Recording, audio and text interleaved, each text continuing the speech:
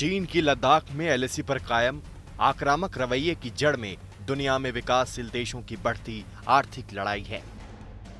इसमें चीन की साख और अर्थव्यवस्था दोनों दांव पर लगी है। कोरोना की वजह से दुनिया भर के देशों में चीन के खिलाफ गुस्सा है। ऐसे में चीन को निवेशकों की नाराजगी भी झेलनी पड़ सकती है। जर्मनी की जूता कंपनी का भारत आना अपने आप में एक संकेत है कि कैसे चीन से निवेशकों का मोह भंग हो रहा है। ऐसे में भारतीय सीमा पर तनाव पैदा करके चीन निवेशकों का ध्यान भटकाने और उन्हें भारत आने से रोकने की साजिश कर रहा है। दरअसल कोरोना की वजह से चीन दुनिया के कई महत्वपूर्ण देशों के निशाने पर है। उसके खिलाफ वैश्विक स्तर पर ताकतवर देशों की गोलबंदी भी शुरू हो गई है। इससे चीन में काम कर रही कंपनियों ने नई जगहों पर जाने की संभावनाएं तलाशनी शुरू कर दी हैं। इससे चीन में जबरदस्त बौखलाहट है।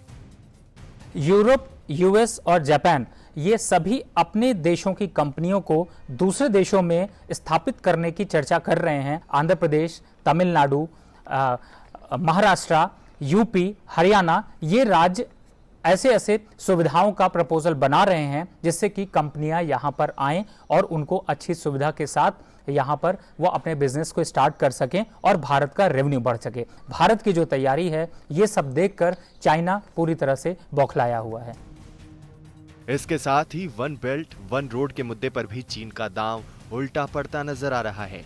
यहां तक कि अगर कोरोना से जुड़े हालात नहीं सुधरे तो चीन की इस महत्वाकांक्षी योजना पर ताला लग सकता है।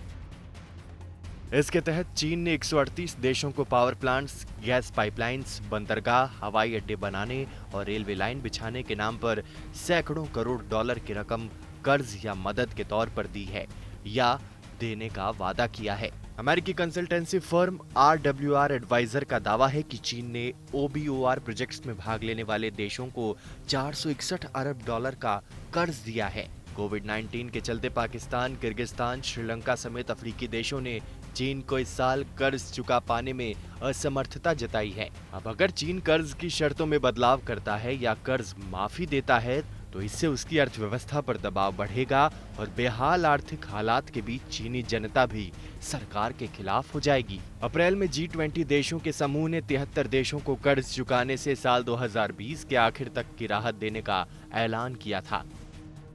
वहीं इस कर्ज माफी के उलट दान देना चीनी संस्कृति का हिस्सा नहीं है।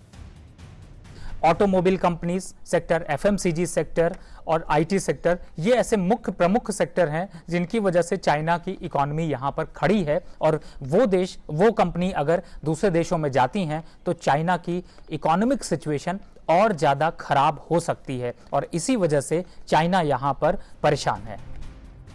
कर्ज का ज्यादातर हिस्सा भी अमेरिकी डॉलर में है।